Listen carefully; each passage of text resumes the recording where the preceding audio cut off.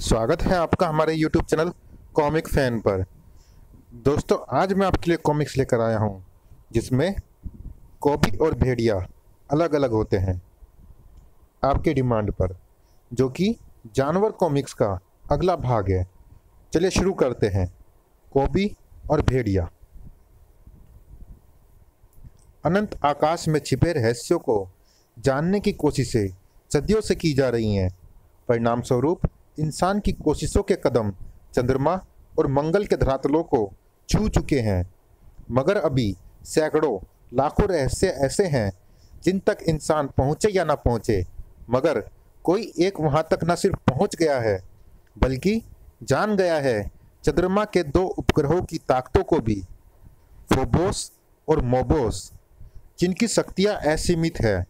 Phobos की शक्ति विनाशकारी है और हर वक्त विनाश में लगी रहती है। मोबोस शांति प्रिय है। यह शक्ति निर्माण का प्रतीक है। यह बिल्कुल मानव की पाश्विक और इंसानी प्रवृत्तियों की तरह है। यह दोनों उपग्रह ही इंसान में दोनों प्रवृत्तियों का संचालन करते हैं। रोज ही ये अशरीरी शक्तियाँ आकाश में एक दूसरे से टकराती हैं, बिखरती हैं और फिर एक हो जाती हैं। इनके इस टकराव और निर्माण की प्रक्रिया के दौरान ही पृथ्वी पर इंसानों में दुष्ट व शांत प्रवृत्तियों का जन्म होता है। पर इनमें से कोई भी शक्ति ना तो जीतती है ना हारती है, क्योंकि जीत और हार के लिए चाहिए एक अस्तित्व, यानी शरीर, और उन शक्तियों को उस शरीर तक पहुंचाने के लिए चाहिए महाद्यम, जो मेरे रूप में उन्हें मिल गया था।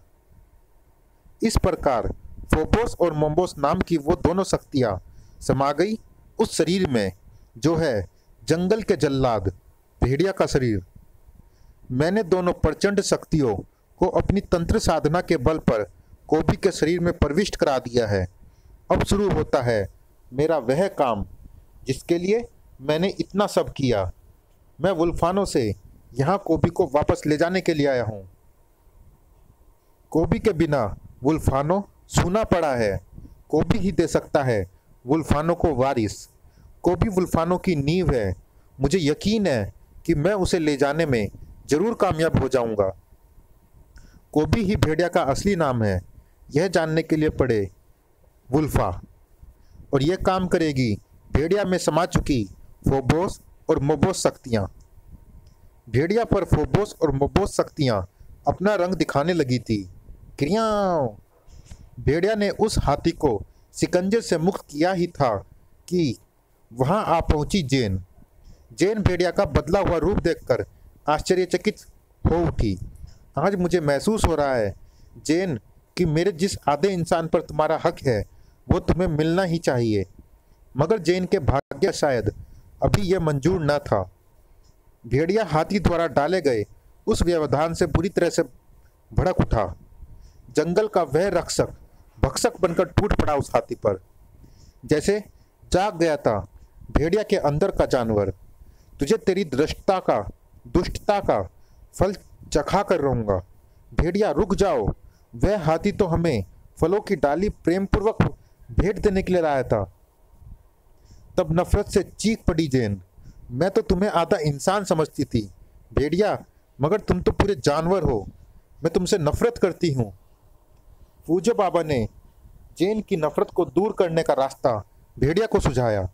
भेड़िया, नायाब नाम का वह दुर्लभ फूल 12 वर्षों में एक बार ही खिलता है। फूल की मान्यता ये है कि जो भी उसे अपनी प्रेयसी को लाकर देगा, उनका प्रेम अमर हो जाएगा और वो जन्म जन्मांतर तक पति पत्नी बनेंगे। भेड़िया नायाब को प्राप्त करने चल पड़ा, जो शरद पूर्णिमा की रात्रि में खिलता था। मगर आज तो जैसे जंगल का प्रत्येक युवक उस फूल को अपनी प्रेयसी के लिए प्राप्त कर लेना चाहता था। भेड़िया को नायाब तक पहुंचने के लिए खून की नदियां बहा देनी पड़ी। भेड़िया नायाब को हासिल कर जेन के पास पहुंचा।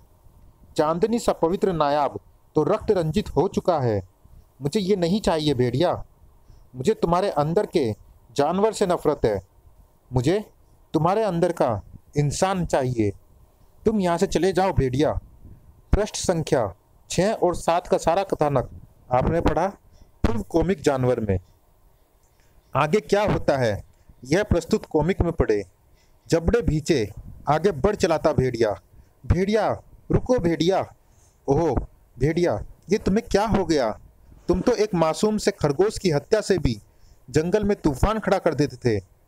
तब तक चैन न आता था तुम्हें जब तक तुम उसके हत्यारे को मौत की सजा न दे लो।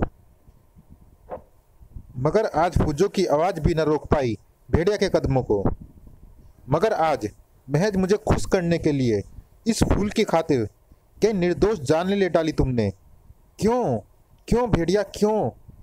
उठो जेन, यह समय आंसू बहाने का नहीं है। मैंने भेड़िया की आंखों में अंगारे सुलगते देखे हैं। कहीं तुम्हारी नफरत में जला भेड़िया जंगल में कोई भीषण तूफान न खड़ा कर दे। हमें भेड़िया के पीछे जाना होगा। फूजो का संदेह व्यर्थ नहीं था। भेड़िया पर सचमुच खून सवार हो गया था। तड़ाक! मदमस्त पागल हाथी नजर आ रहा था भेड़िया। तड़ाक! भेड़िया, हमसे क्या कसूर हुआ? तुमने अपने सुरक्षा चिन्ह भेड़िया मुख को क्यों तोड़ डाला? रहम रहम! तुम्हारे कबीले के युवक भी नायाब लाने निकले थे, जबकि नायाब मुझे चाहिए था। उन्होंने मेरी चेतावनी नहीं मानी, मुझे रोकने के लिए मुझ पर हमला किया। जवाब में मुझे उन्हें ख़त्म कर डालना पड़ा। और अब मैं उन सारे कबीलों को तबाह कर डालूंगा जिनके कारण नायाब रक्त रंजित हो गया। भागो, भेड़िया देवता मार डालेंगे। हाँ हाँ, मार डालूंगा मैं तुम्हें। तड़ाक! कहाँ भागते हो चूहों? हा हा हा, तेरे कमजोर और बूढ़े पांवों में भागने की ताकत नहीं रही बुढ़े। अब तेरी आत्मा का बोझ भी तेरे जिस्म से हटा देता हूं। क्रोध के भेड़िया के मुख से उसका प्रचंड मुक्का खाकर निश्चित रूप से वृद्ध के जीवन की लड़ियों टूट कर बिखर जानी थी। नहीं भेड़िया देवता, नहीं! एक जबरदस्त जनाना चीख गूंजी, मगर चीख तो पुरुष की होनी चाहिए थी। सामने जो देखा उसे देखकर हक्का बक्का सा रह गया भेड़िया। अरे नहीं! भेड़िया का प्रचंड घूसा खाकर जमीन पर पड़ी तड़प रही थी जेन। जेन! नहीं, ये तुमने क्या किया जेन? तुम मेरे घूसे के सामने क्यों आ गई? भेड़िया, मैं तुमसे नफरत। नहीं जेन, तुम्हें क्या हुआ? जेन उठो, जेन उठो। ओ भगवान!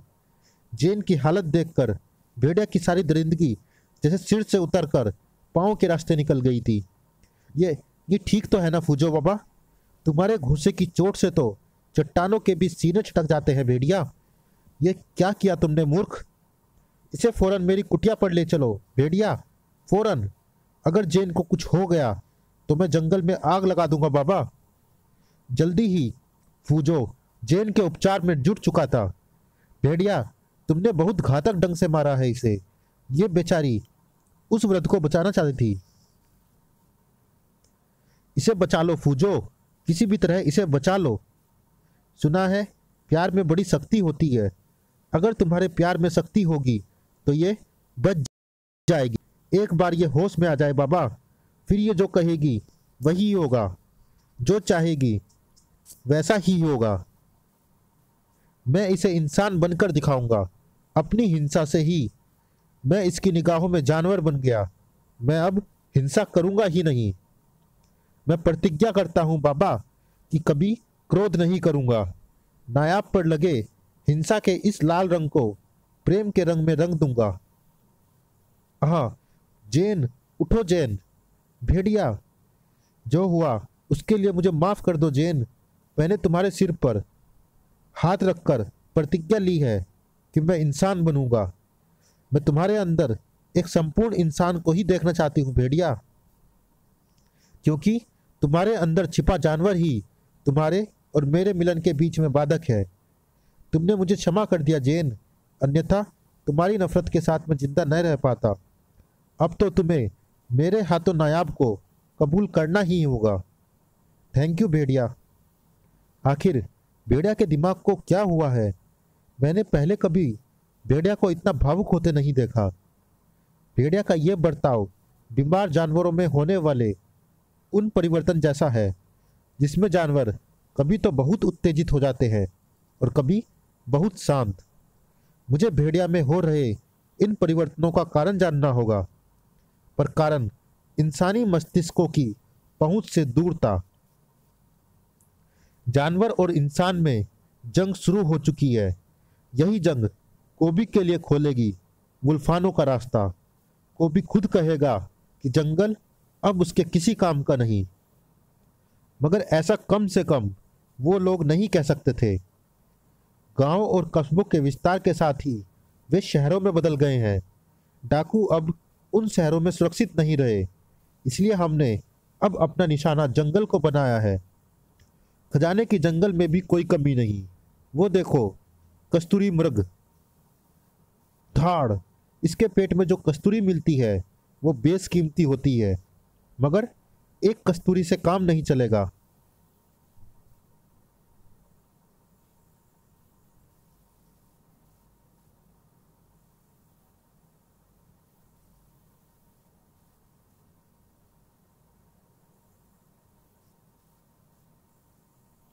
उड़ा दो कस्तूरी मृगों के इस झुंड को। जिंग जिंग जिंग, धाएं धाएं, बैंग बैंग बैंग। डाकू धुर्रा, जिसकी तलाश आसाम और आसपास के कई राज्यों की पुलिस को है, अब जंगल के सीने से खोद कर खजाना निकालेगा। और हमारा दूसरा मकसद सरदार, यहाँ आने का एक कारण हमारा वो मकसद भी है अम्बा। कई सालों से तलाश है हमें अपने पूर्व सरदार फजीहत सिंह की, जो हमारा लूटा हुआ सारा सोना लेकर भाग गया था। इस बेल्ट में लगी सारी गोलियां मैंने तब से ही उसके लिए संभाल रखी है। जिस दिन वो मुझे मिल गया, ये सारी की सारी मैं उसके सिर से पांव तक दाग दूंगा। और मुझे पता लगा है कि फजीहत सिंह भी इसी जंगल में डेरा डाले हैं। हम अपना काम करते रहने के साथ ही उसकी तलाश भी जारी रखेंगे। पर सुना है सरदार की यहाँ भेड़िया नाम के एक खूंखार जंगली का राज है। जंगल में उसी का नियम चलता है। गोली और बंदूक के आगे सब नियम टूट जाते हैं तेजा। घबरा नहीं, उससे भी सैल्यूट सुलट लेंगे। अब जल्दी से इन हिरणों की नाभि से कस्तूरी व जिस्म में खाल निकाल लो। धुर्रा अपना काम करके अपने ठिकाने की ओर लौट चला था। भेड़िया भी जैन के साथ जंगल में मौजूद था। भेड़िया, तुम्हारी हिंसा न करने की प्रतिज्ञा से देखो, सारा जंगल भी महक उठा। यह महक तो कस्तूरी की है। ओह नो, यह क्या? उफ, लगता है किसी ने हिरणों का बेदर्दी से शिकार किया है। शांत खड़ा था भेड़िया। मासूम व निरीह हत्याओं पर अब उसका खून नहीं खोला था। जैन, मेरे विचार में हमें इस मुर्दा घर में चलना चाहिए, क्योंकि थोड़ी ही देर में यहाँ से बदबू आने लगेगी। उनके जिस्म से बदबू आने लगी थी। आज भेड़िया को, जो उसके अपने थे, इन लाशों की फिक्र मत करो। इन्हें गिद्ध और चील कौवे खाकर जंगल की सफाई कर देंगे। हैरान थी जैन तोप के मुंह से फूल झरते देखकर। मगर जंगल में तो शिकारी हर वक्त ताक में रहते हैं।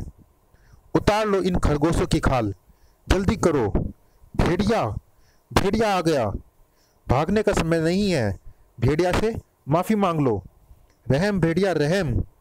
हम अपना गुनाह कबूल करते हैं, फिर दोबारा जंगल में नहीं आएंगे। हमें छोड़ दो। अपने स्वार्थ के लिए तुम इनकी जान लोगे तो तुम में और इनमें क्या फ़र्क रह गया? जाओ, पर हिंसा मत करो। भेड़िया को क्या हो गया? मैं तो समझा था कि अब हम जान से गए। भेड़िया, वो लोग पोचर्स है। तुमने उन्हें निरीह पशुओं का वध करने की सजा क्यों नहीं दी? मैंने तुम्हें अकारण व निर्दोष प्राणियों पर हिंसकता दिखाने से मना किया है, ऐसे लोगों पर नहीं जो खुद जानवर है। मैंने क्रोध न करने की प्रतिज्ञा की है जैन। अब मैं अहिंसा के मार्ग पर हूँ, और अहिंसा सजा में नहीं क्षमा में विश्वास करना सिखाती है। उसी पल जंगल गूंज उठा उन भयंकर दहाड़ों से। दहाड़, ग्रर। भेड़िया, वो शेरनी उस औरत को मार रही है। उफ, उसकी गोद से मासूम बच्चा गिर गया है। चलिए दोस्तों, इस भाग में इतना ही। ये रोमांचक कॉमिक जारी है अगले भाग में भी। मिलते हैं इसी कॉमिक्स के अगले भाग में, तब तक के लिए धन्यवाद।